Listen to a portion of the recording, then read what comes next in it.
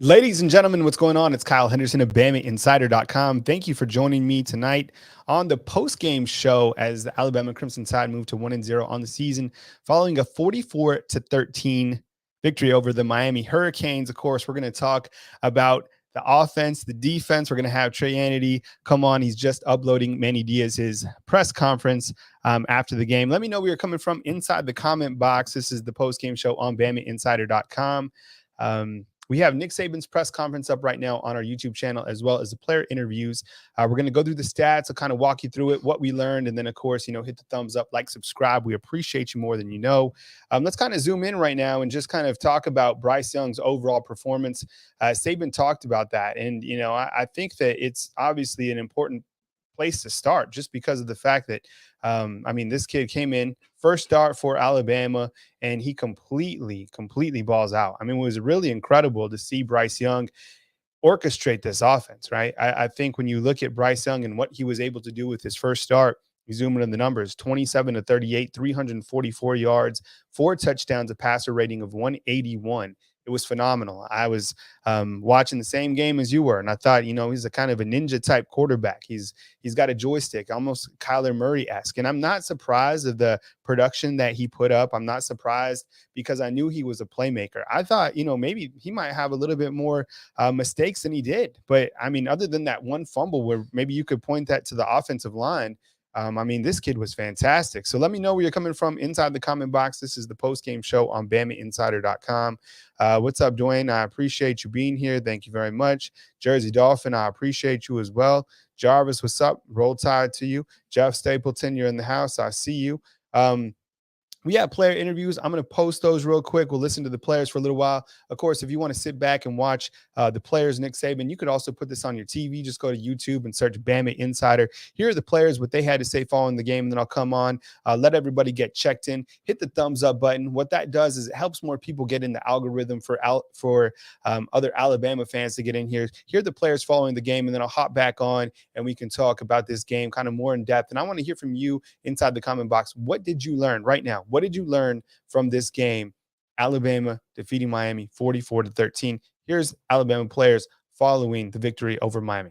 Through that and the success you think you guys had in the first half? I think it was as we game planned this week. We stuck to our game plan, saying that we had to contain him and we had to rush together and we had to rush as a unit. And nobody can be selfish. And we all just had to play as a team and play up front as a team and just hold our gaps and be responsible to do our job. Same thing. We just we came out and did what Coach told us to do. That's the most important thing. And I just think we got to take from this game is, keep working together, just keep growing as a defense. Cameron, can you just talk about your big day today and just talk about the whole receivers and how y'all played? And also, just take me through that, your touchdown catches as well. Touchdowns felt great, but it felt even better knowing that I helped my team gain a victory. And I know we're going to build off of this week and get better for next week. And yes, the receivers played great, and we're just going to get better.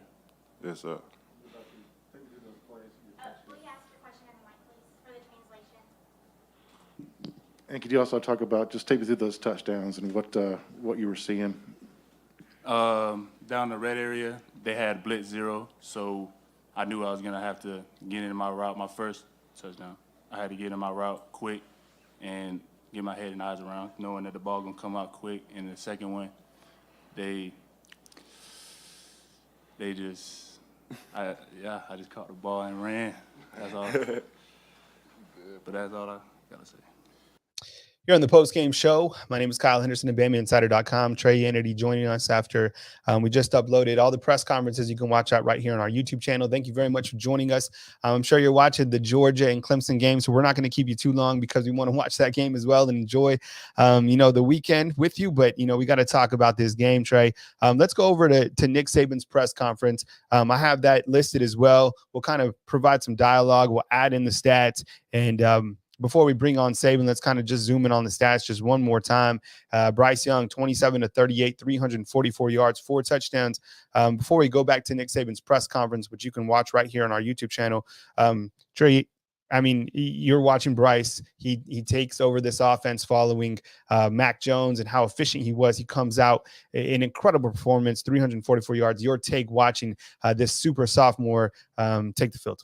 Kyle, super sophomore. I think this guy's a superhero. I mean, myself included, I think everybody, whether you want to admit it or not, you had doubts coming into today. Is this kid for real? Is he going to be able to fill in the shoes of a guy like Mac Jones, a guy like Tua Tagovailoa, Jalen Hurts? I don't think there's any question, any doubt after this. And, the first game of the season and opening day, I like to compare it to Christmas Day.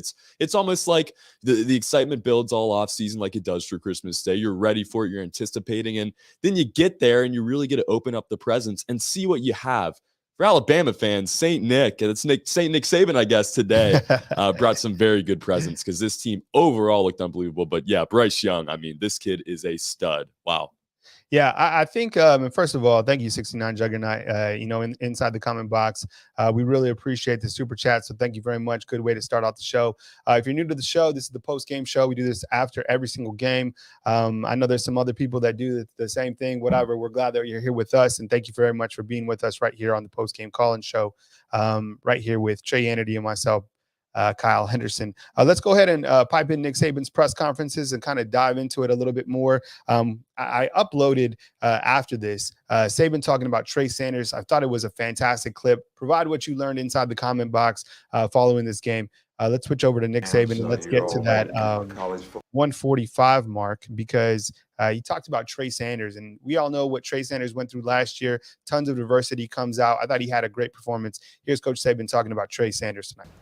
The one thing that was really nice out there, Trey Sanders has been through, and Liz Frank missed a whole year, got in a car wreck, missed another whole year, and there's probably nobody on our team that has had more adversity and more things to overcome. So I was as happy as I'll get out to see him score a touchdown today. Most people don't know how hard this guy's worked to try to get back as a football player. So anyway, I was really, really pleased about that. I mean, Trey Sanders coming back. Everybody knows what he went through last year with the car accident. To come in, I mean, we'll talk about the running backs. I want to hear from you about the running backs as well. Post inside the comment box. Brian Robinson tonight, 60 yards. Trey Sanders, 41 yards. Jace McClellan, 36 yards. Roydell Williams, 6 attempts for 4 yards. Someone was asking inside the comment box about the injury, and we'll play that clip right now from Saban about Chris Allen, Henry Toto, and then Brian Branch. I think Branch is okay. I think it was cramps. But here's Nick Saban talking about the injuries following this game, and it looks like Chris Allen could be out the entire season. So here's Coach Saban talking about the injuries that Alabama faced tonight. Recognized him, got the protection set the right way, so he gave himself a chance to make plays, and then we were able to take advantage down the field. Got two in the back on the left. We'll start with Charlie. Coach, just seeing if you have an update on guys like Chris Allen and Henry and Brian Branch. I really can't. Speak up a little bit. Injury. The guys like Chris Allen, Henry To'oTo'o, and Brian Branch. Yeah, Chris Allen's got a pretty significant foot injury, and they'll further evaluate, but it looks like he may be lost for the season. Henry hurt his elbow, but he'll be okay. I don't think anybody else has got a significant injury. Got some guys beat up. We got some guys that got cramps. We had some guys that needed IVs. But I don't think we have anybody else that is serious in terms of a long-term injury.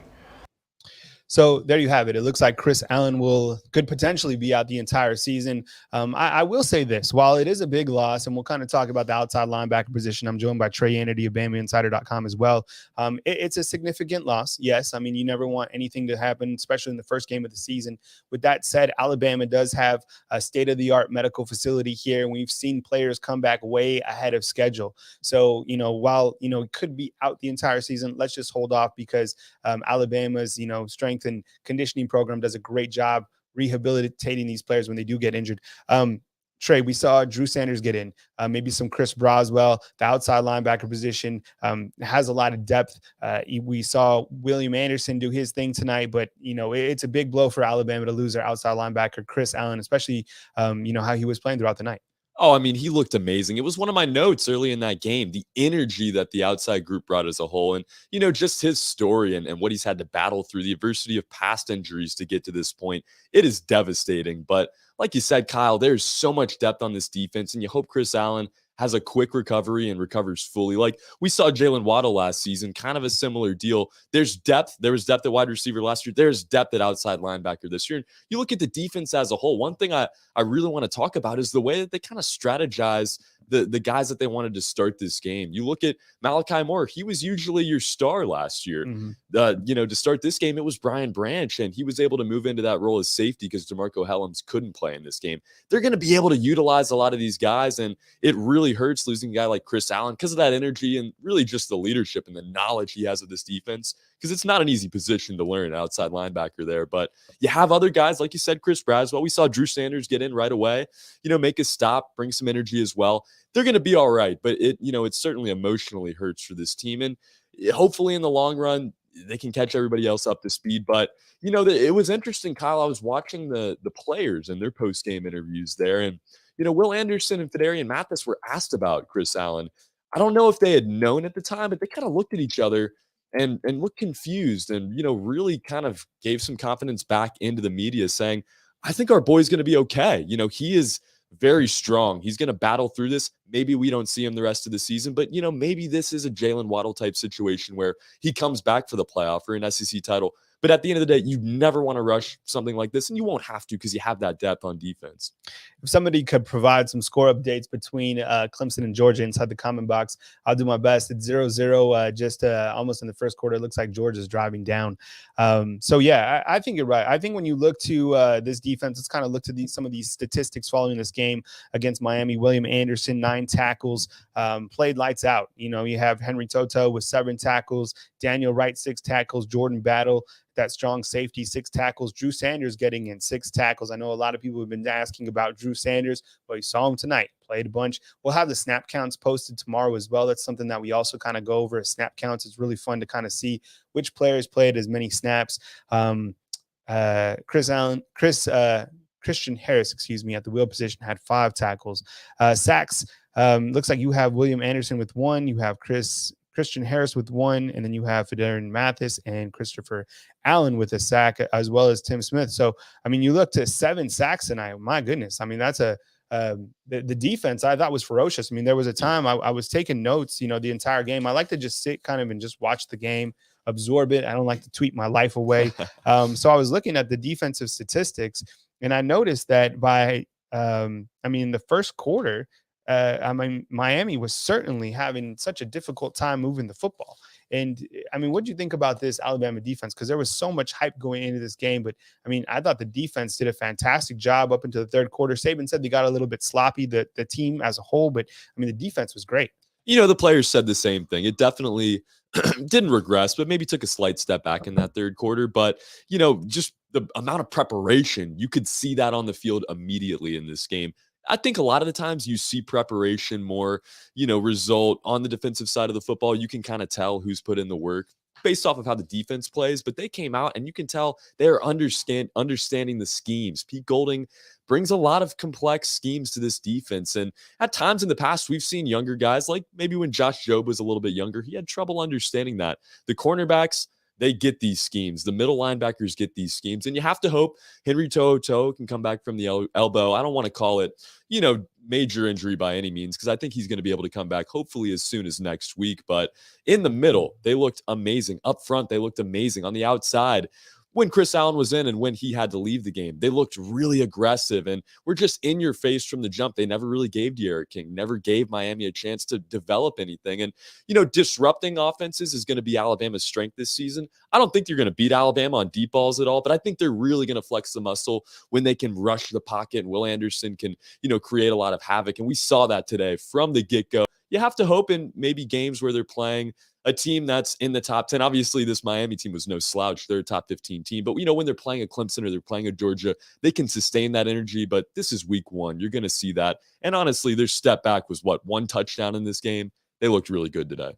One particular player that I want to talk about, I'll kind of throw up some photos and we can talk about some of these players and kind of give our take on these guys and what we liked. And I mean, one of the guys who really stood out to me was let me get another tab open here, was Will Riker, and what Will Riker was able to do. I mean, you talk about the special teams. It's a very vital part of every single game. I don't think we talk about special teams enough.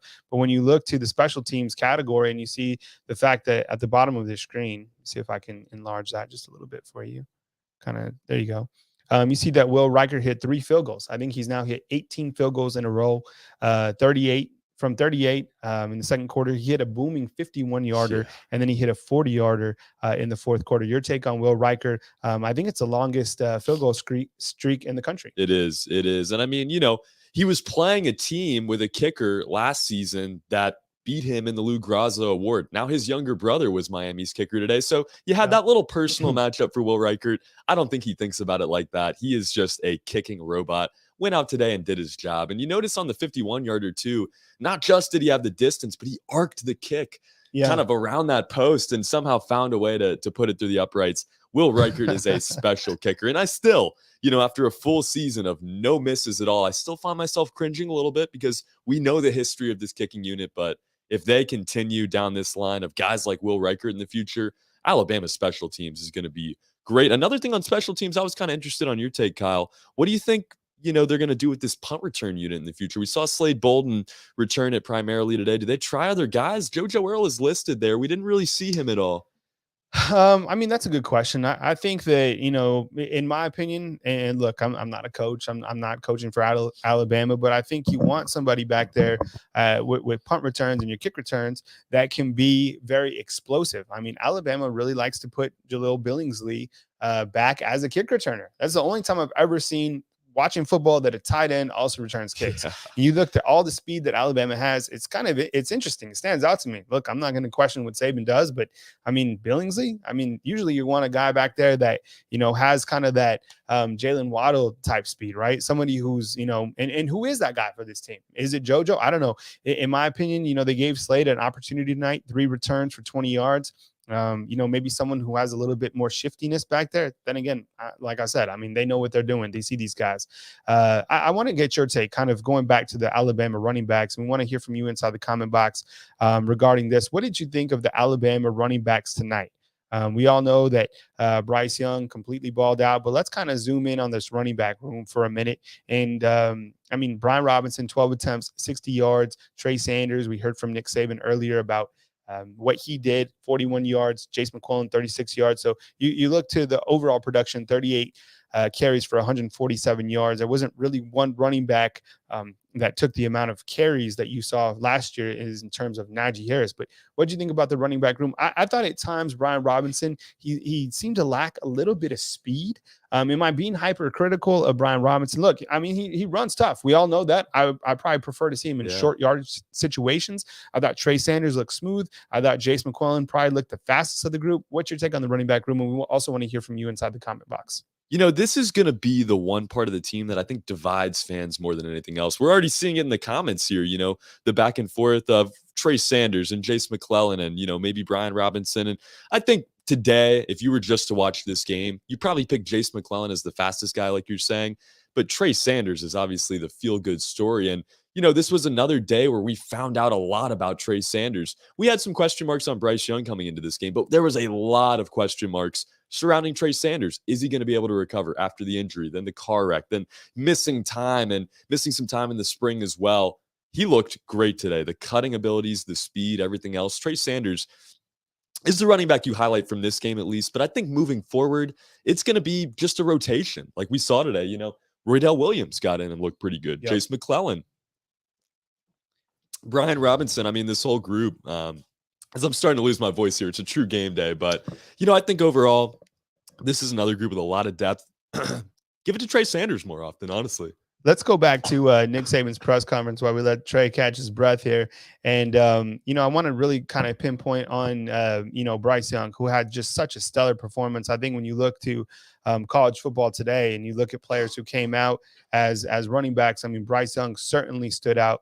Let's go to Saban and hear more from him on Bryce Young. And I'll patch that in right. Hopefully. It was open. Yeah, Coach, a little bit more about Bryce Sanders' performance, first career start. I think he had 9 different targets, and how he looked back there to you. Oh, I think Bryce did really, really well. You know, he's smart. I think most people just look at the stats and say he was whatever he was for this many yards. But, you know, he redirects the protection. He plays like a veteran out there. And, you know, we had the one, you know, sack fumble, which, you know, is something that we don't really want to have, but really not all his fault that he doesn't get protected. But I was really impressed with the way he played in the game, the poise that he played with, the command that he had. He kind of took what the defense gave and really directed the offense in a really positive way. And when we had opportunities to make plays on third down and a couple other explosive plays, he certainly did a great job of getting the ball to the right guy in the right time in the right place. So I was really pleased. I also wanted to talk about Alabama's offensive line. There was some new names starting on the offensive line. Of course, they're anchored by Evan Neal. You had Chris Owens out there at tackle. You had Darian Dalcourt at center, Emil Ekiyor. Here's Coach Saban talking about the offensive line. Let me get to that. I think it's at 8:30. And here's Coach Saban on the offensive line. I know it's always tough for him to see the offensive line because he's on the field level. So I think once he has a better opportunity to watch film, he'll have a better indication of this offensive line. But here's Saban talking about the offensive line following the game. You know, some of the younger players that we have are going to get an opportunity to play now at that position as well. 2 more. We'll start over here on the right. Coach, how would you evaluate the offensive line, specifically the center position? How do you think they did? Well, it's hard for me to tell. I can tell you, I thought we ran the ball fairly effectively until the end of the game when they were blowing everybody in the gaps, and we really didn't want to throw it. We were trying to play slow and get the game over, but you know, I thought we were fairly consistent at the running game. I thought the pass protection was good for the most part. It was an RPO that we had the sack fumble on, so that really wasn't a protection issue. So I thought they did a good job. It's really hard when you're watching a game from the sidelines to, you know, when we watch the film, we'll know a lot better. Okay, we'll finish up here. Okay, I'm going to play a couple more sound bites from the players. I'm going to let that run. And then I'm going to go back and I'm going to download Manny Diaz's press conference. I haven't even listened to Coach Diaz yet, but I'm going to bring that on and we'll kind of kick the ball back and forth. I'm not going to keep you too long. Like you, I'm trying to watch his Georgia-Clemson game, but let's kind of dive into it a little bit more. You can catch all our full coverage back on our YouTube channel or back at BamaInsider. Here are the players as they continue to field questions from reporters. I'll be back in just a few seconds as I get Coach Diaz's press conference loaded here. Again, for the defensive guys, did Miami do what you guys were expecting them to do offensively? Was their plan what you guys thought they were going to do? And I know you guys – in the second half, they put up some yardage in a couple of those drives. What do you think changed between what was successful to that point? I think we just got to finish, and that's going to be a big thing for us in the future, is finishing. You know, all 4 quarters, we got to finish the whole game out. I think we kind of let up and laid back towards the end, and that's something we got to fix quickly. I got a question I'm hoping everyone can answer. You know, last year was really weird. There were no fans or limited fan attendance. This game, there were fans. The stadium was full. What was it like for you guys? It was cool. You know, when you're on the field, like, I don't know, for me, when I'm on the field, I kind of like zone all that stuff out and just try to focus on the job I have to do to help my teammates and just try to lock in on getting the call and doing my job. But it was cool having the fans there, just supporting us and loving us, and, you know, just the noise and all that. It was good. You know, you really got to lock in now. You know, it's a lot of noise, so you really got to lock in and, you know, get the call and communicate. And that's also something else we got to do well. And I'm glad the fans back me. It brings a lot of excitement to my game, and I feed off of it. I know Will do too. For Will and for Darian, could you talk about the 4th down stop and then just kind of what a boost? It seems like Miami maybe had something going there down by the goal line, and then you know, obviously for the offensive guys, turn it into a 94-yard touchdown a couple plays later. I think it just goes back to that team chemistry we've been building and everybody locking in and doing their job and, not one person being selfish, but everybody, all 11 on the field, playing the same play, same call, and getting the job done. And I think that's what that went back to. Same thing, we had to lock in and get the play call and everybody on the same page. It all started with communication, and it got us where we needed to be.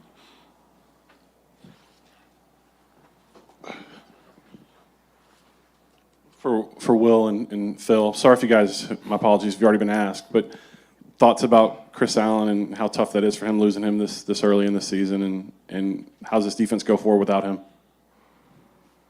Let's see. My boy gonna be back, man. Yeah, we good. He's gonna be good.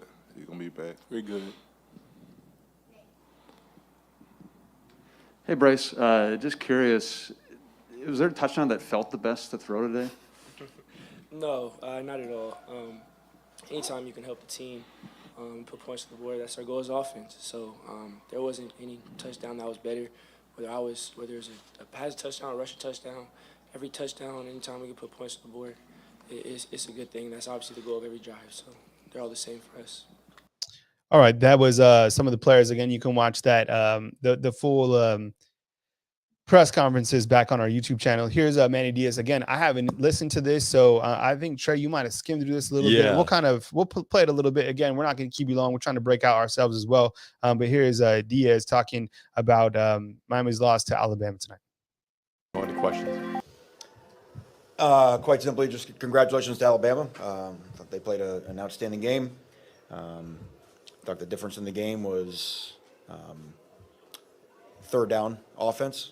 I thought their quarterback made some plays, keeping plays alive outside the pocket that extended drives that kept our offense off the field. Offensively, we had a hard time getting a rhythm because of that.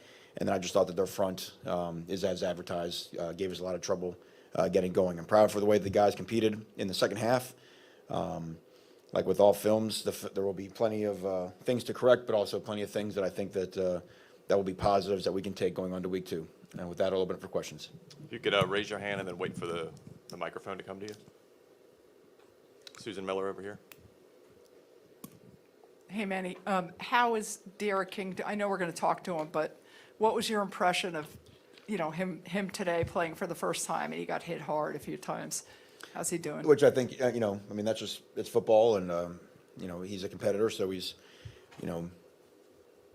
he's hurt because he's, he came here to win the game. But I thought he was brave. I thought he was sharp. I thought he made some excellent throws. We'll go on to next week. And Manny, the follow-up is how are the players doing? Like, what did you tell them, and how are they emotionally right now? They're disappointed. They came here to compete. They worked really hard for today. They're still, I think that's where you have to, when you go into film session tomorrow, you remove the result from the film, and look at exactly what, individual performances and what got us to that final result. But we've got a close-knit group who has a lot of respect for the team coming into next week to our stadium in App State, and we'll get back to work tomorrow. When I look to the program of Miami, and again, you can watch all these press conferences on our YouTube channel. Thank you very much for the super chats, by the way. Richard G, thank you very much. Brett as well, or Brent, sorry about that. Thank you for the super chats. We really appreciate you guys. Hit the thumbs up, like, subscribe. I think when you look at to Alabama's program, Miami's program, clearly, on different levels. And I think this was, I was kind of curious about how good this Miami team would be, just considering they had 19 starters coming back. It was really amazing to me how quickly Alabama got the momentum. Clearly, a lot came from the opening drive when Bryce threw a touchdown to John Mechie, kind of took out the sails. But, to win by, over 30 points is a pretty impressive statement for Alabama. You look to the next couple games on the slate next weekend. Alabama will be hosting Mercer in their home opener at Bryant-Denny Stadium. That should be, I would assume that the lines come out tomorrow, or at least offshore, and it's going to be 50 or something like that. And then following that, Alabama will travel down to Gainesville to take on the Florida Gators. So those are your next 2 games. My name is Kyle Henderson. He's Trey Yanity. This is the post-game show on BamaInsider.com. We're not going to keep you too long because I know you're watching that Clemson and Georgia game. I'm doing the same thing. I know Trey is doing the same thing. It's been a We good have one. uploaded our coverage. We have stats, scores, everything at BamaInsider.com, along with everything that you need on our YouTube channel. Hit the thumbs up, like, subscribe. We sincerely appreciate you spending 30 minutes of the post game after the game with us. Enjoy your evening. Have a beautiful Sunday with your friends and family, as well as Monday. We've got a holiday coming up, so no time to hang out with the family. It's going to be great. And of course, on Monday we'll again be back with Nick Saban's press conference. So we have all that covered for you at BamaInsider.com. Have a beautiful Sunday. Enjoy the rest of your evening. Enjoy this game. Currently 0-0 Georgia and Clemson. Looks like it's going to go down to the wire. Can't wait to see the ending of this one. Alabama comes out on top 44-13 against Miami. Bryce Young doing a fantastic performance conducting a fantastic performance against Miami. 27-38, 344 with 4 touchdowns. You guys take it easy. Be good people, and we'll catch you soon back on BamaInsider.com.